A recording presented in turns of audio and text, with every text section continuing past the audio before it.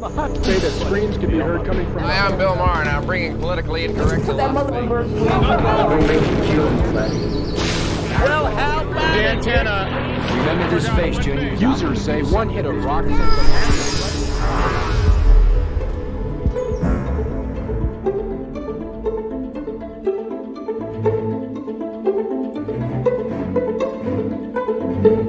Hello, everyone. Here I am, back where you would expect to find me on most days, in the edit room. A little bit different angle this time for you. Normally, you would be seeing me from the other direction, looking back that way, but I'm taking a different approach with this whole video, so maybe this is appropriate.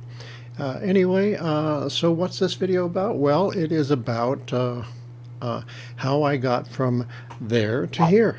Why me? What qualifies me to be making a documentary on any subject? I'm always interested to know how people got from where they were to where they are, and you know, the chain of events that must take place for that to happen, and if any one of those things didn't take place, where would they be now?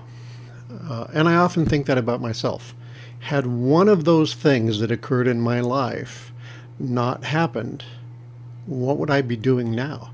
Would I be better shape? Would I be worse off? I don't know. My story begins way back in time. We got to go back to no, not quite that far back. Yeah, I was young, but not that young. Anyway, my journey begins in 1974, and I was living in a small town in southern Arizona called Nogales. It was a wonderful time, you know, grass was greener and skies were bluer, and that shirt, yeah, I wore that shirt to school on the day they took the school pictures. Yeah. It was the 70s. Like I said, it was 1974, and in 1974, 20th Century Fox rolled into town to shoot a movie. That movie was The Red Badge of Courage, and it starred Richard Thomas and was directed by Lee Phillips. I ended up on the picture. How did I get on the picture? Well, how do I keep this short? My dad had juice with the director and asked him to put me in the picture. No, I don't mean they sat around drinking orange juice. I mean that my dad had some influence, and he talked to the director and said, "Please put my son in the picture," and the director said, "Sure." So next thing you know, I'm an extra in the movie. And I would be playing a Confederate soldier for one minute, and then switch over to a Union soldier for the next, depending on where they needed me and what was going on. And but mostly, it was a lot of sitting around. It was fun, but in between shots and when they were doing setups and when I wasn't needed in front of the camera, I would wander around the location and the set and talk to the crew. Watch them, see what the grips were doing, and the electricians, the lighting people, especially the prop master and the special effects guy who worked closely together, and talk with them and watch them do their jobs. And it just fascinated me. I knew that's where the real creative control was. That's where the fun was. It was fun playing in front of the camera. You know, come on. I was playing war on a scale that I could never imagine going out and playing with my friends, you know, putting on the costumes and firing real guns and doing all that. It was wonderful being in front of the camera at that age, but I knew real quickly that that's not where the magic was happening. The magic was happening behind the camera with those other crew members. And so I just studied that, and they were all very forthcoming. They would answer my questions, and I paid attention to them, and especially the director.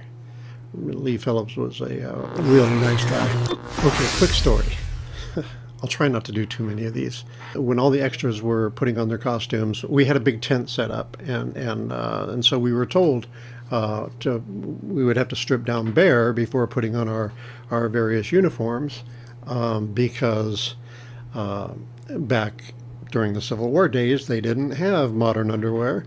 And so just in case our pants ripped or something like that, they didn't want to, they'd rather see our bare ass than, our BVDs. So, and I'm thinking to myself, to hell with that. I'm not stripping down. Here I am in this tent with all these grown men and everybody's getting naked. And I'm going to leave my underwear on and just take my chances. My pants aren't going to split. My pants split. Yeah.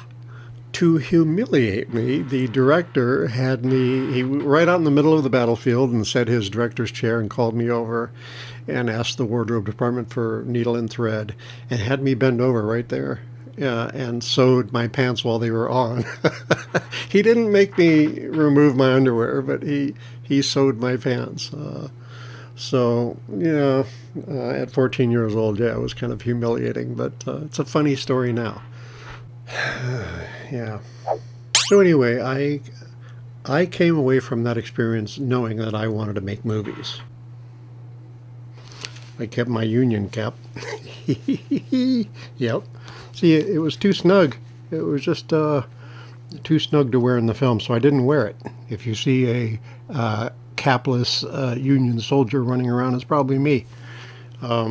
Actually, I kept a couple of these. Yeah, got 2 of these, and I kept 2 bayonets, and I kept several of the cartridges that we used in our rifles. And what else? I wanted to make movies. I didn't know specifically what I wanted to do, but at that point I thought, props or special effects would be fantastic. And I didn't know a lot about it. I mean, before I had that experience, I didn't really know too much of what to expect. I had my only reference for making movies was people who were in front of the camera. It's all about the actors and that kind of stuff, but you really don't think about what's happening behind the camera. I came across a book on my parents' shelf, and it says here the story of the making of Ben-Hur. So it says the making of the film, and you read it, and there's not a lot of behind the scenes photos and whatnot. It's all very much, there's not a lot there about something about the music and I looked through it, and it didn't really it didn't tell me a lot about the making of movies, but it was intriguing. But not until I stepped on the set that day, the first day of Red Badge of Courage, did I really have an appreciation for this machine, this army, this small city that was put together to be able to make this happen. And so I knew I wanted to be a part of that. So now we flash forward a little ways. The following year, it's 1975, my family moves to Las Vegas, and I enroll at the high school, my first year of high school at Las Vegas High School. And one of the courses they were offering was called Electronic Media Production. I didn't know specifically what that was, but it turned out to be television production.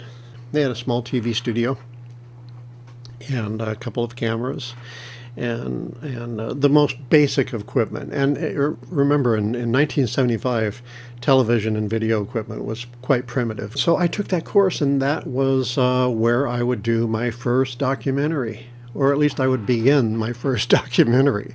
And I don't know what inspired me to do it. I knew I needed some kind of a class project. And so I decided to make a documentary on John Glenn and his day in space. I was fascinated with the space program and the Mercury space program and the John Glenn story. And I said, I'm going to make a documentary about that. And so I went to the library and found, where you could check out films, and found film footage of, his flight and him and the Mercury capsule, and the footage from his cockpit and from within the capsule. Just anything I could, and read a lot, and kind of wrote something. I wrote to John Glenn, who was a senator, I think, at that time, and he wrote back, and so now I'm putting together this documentary. And without realizing that there was no way to really transfer the film footage to video, and it was never going to get complete. And of course it didn't, and not just for those reasons, but it's school, and the school year comes to an end, right? And so whatever you were in the middle of just quickly gets forgotten. The following year, though, I got a zone. The teacher of the program was going to be starting the program at a new school across town, and she asked for me to get a zone variance, and I did. She wanted me to come along and help teach the class and be a teacher's aide. And a few of the other students who I'd become friends with also did the zone variance. So there we all were at the new school with the new facility, the new studio. The previous year we had made a student film, literally a film. We did a film on the ghost towns of Nevada. We shot on film. We shot on 8mm film, you know. And even though we had, and this is an old, this is my grandpa's old Canon movie camera, and you pop a film cartridge in there. There it is, folks. Film. Remember film? You can hold it up to the light and see the picture on it. I shouldn't be touching this with my fingers, I'm sure, but yeah, I miss film. I love film. So we were shooting on cameras like this. We traveled through the ghost towns of Nevada and shot film footage and thought we were putting together a little film. And in reality, it was just a bunch of pretty pictures. You know, it was just a bunch of us with, you know, aiming the camera and doing some wonderful shots, but there was no story there. There was no narrator. We didn't have sound. And it would require learning how to cut film, edit film. And I already knew how to cut film because my grandfather had taught me all that years prior. So it kind of put me at the head of the pack, you know, kind of put me at the top. But it never got complete. So now the following year we said we're going to do another film, and we instead of doing an 8mm film, the teacher hired a local filmmaker. He was hired to come in and shoot and edit this film that we were going to do called The Lake. And it should have been a learning experience for all of us, but instead, I don't think he wanted us touching any of his gear. And so all of us in the class, we were relegated to just acting in the thing. The film was called The Lake, and it was a story, a moral tale about, you know, ditching, cutting class, and all this. And everybody in the class was in front of camera. Well, I didn't want to be in front of the camera. I wanted to make a film, and he didn't want me touching the camera, I don't think, and I wasn't going to be invited into the edit room. So I said, well, I'm going to take the Portapak. We had a little Sony black and white Portapak, an electronic video camera, reel to reel. The early days of field, you know, cameras. Why we weren't making the movie on that, I don't know, but we were shooting 16mm film. And so I grabbed the Portapak and decided I'm going to make a documentary on the making of the movie.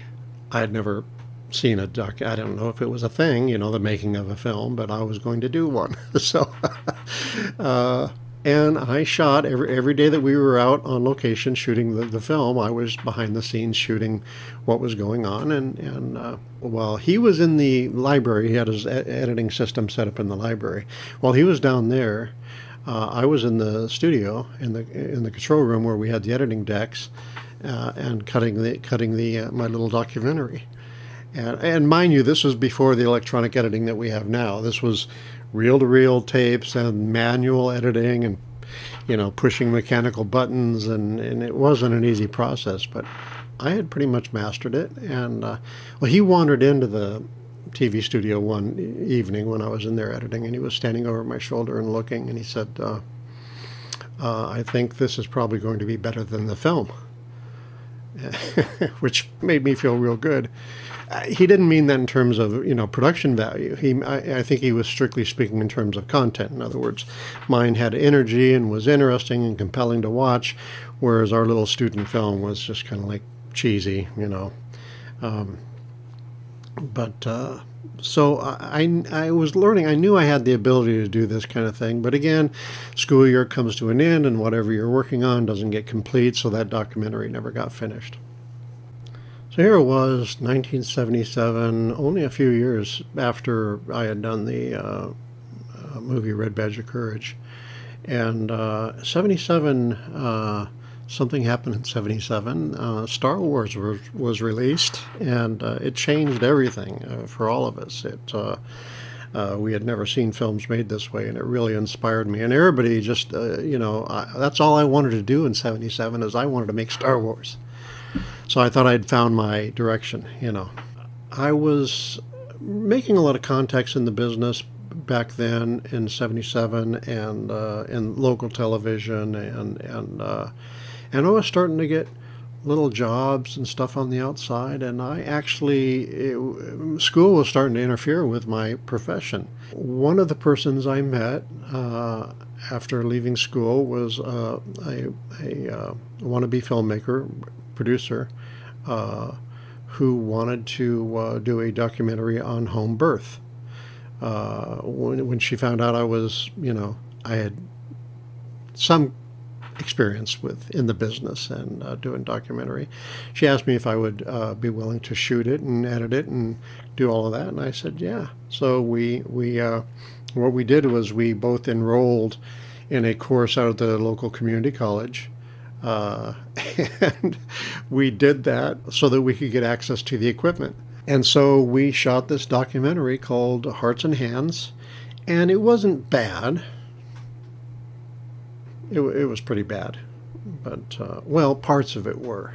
It was good enough to make it onto local television. I think it got aired on the local PBS station, but I had learned a lot from doing that. It was well worth all my time and effort. Somewhere during that time, my girlfriend at the time, she worked in a medical office, and a friend of hers, a colleague of hers in the medical office, that friend's uncle was the chief photographer at the local NBC station, Channel 3 News. And as it turns out, they had one of their news photographers who was out with a hernia operation, and they were going to be short one of their news shooters. And so she told my girlfriend this, and my girlfriend said, "Hey, I'll bet Chuck would be willing to do that." And so her friend took that back to her uncle and arranged for us to come over and have dinner with all of them, and met me, and I managed to convince him that, even though I really had no clue what I was doing, I managed to convince him that I would be the right guy to hire. It'd be a temporary thing, maybe a couple of months, and then when the news photographer came back, I'd be gone. It was a great learning experience, and I'm right, I really didn't know what I was doing, but I was catching on pretty quick. But to the rescue came the production manager. His name was Lewis, and he wanted to do a documentary, a primetime documentary called 4 Days in October. It was a documentary about the NBC Sports World, covering the Grand Prix. At that time, anybody from Vegas old enough will remember that in 1980, Caesar's Palace had a Grand Prix. They had a lot of open space around the hotel, and they put in a racetrack and held a Grand Prix race. And more than once, it went 2 or 3 years, I think.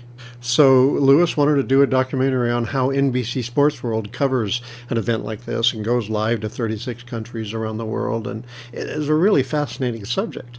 And he came to the newsroom to ask the news director if he could borrow a news photographer. They needed a field camera. They couldn't shut down the production department and do this separate documentary. So they asked if they could steal someone. And they said, sure, take this guy. He doesn't know what he's doing. We could definitely, spare him. So that's what happened. So me and my camera, we were now shooting on this documentary called 4 Days in October.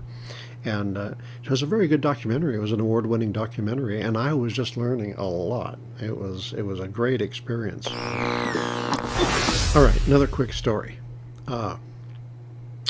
We were at Caesars shooting and down near the track and getting some great footage. And then Lewis, or whoever I was with, said, let's go up on the roof of the Fantasy Tower here at Caesars and get an overall, some stuff from way up high.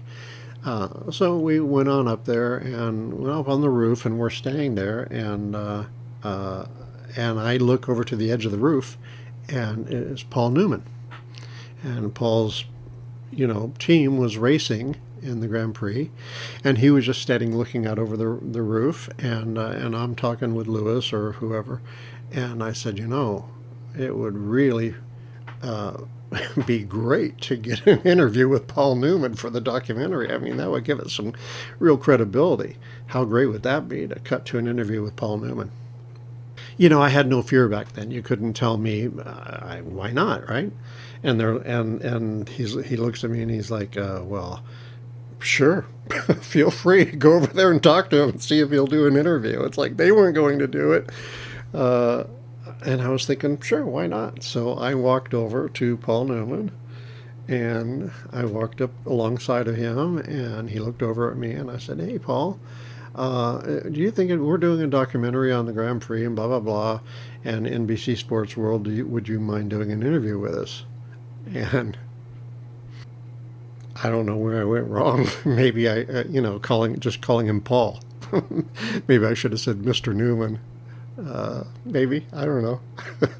I don't think that's what it was, though. It would say, as I learned a little later, his team was not doing real well at all, and he was rather upset.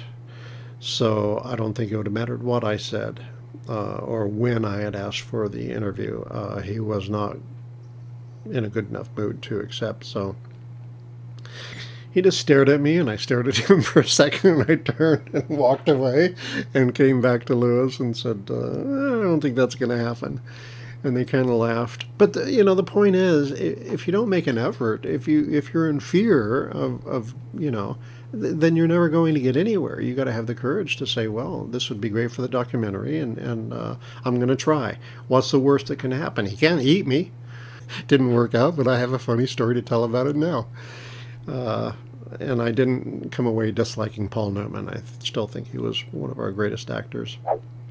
So I went on to work at Channel 3 here for, I think it went a couple of months before the news photographer came back, and there I was without a job, and the timing was good because my parents were moving down to Yuma, Arizona. I didn't want to be homeless, so I moved down with them, and when I got there, it turns out they had a small television station, an NBC affiliate, KYEL, and I put in an application and got the job almost immediately because, I mean, if you're coming from Las Vegas, which was a fairly big size market in comparison to Yuma, so I got the job right away.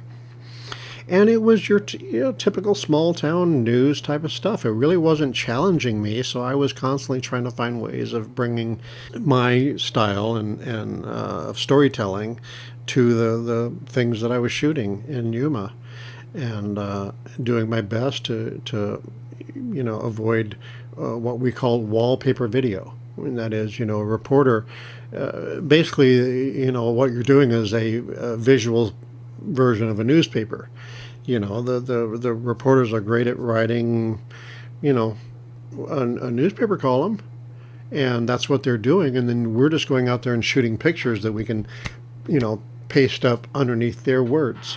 But I really wanted to do something more where the news that I was doing was more visually driven. But small town Yuma didn't offer a lot of opportunity for that. So, but I did my best. So I worked at KYEL, the NBC station in Yuma, for I think at least a year. It might have gone a couple of years. And then I returned to Las Vegas.